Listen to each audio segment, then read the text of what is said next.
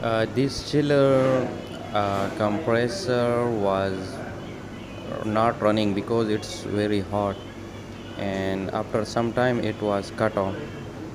So when I checked, their fan was not moving. That's the problem. So now I change their new fan. Please, you can see how I change it.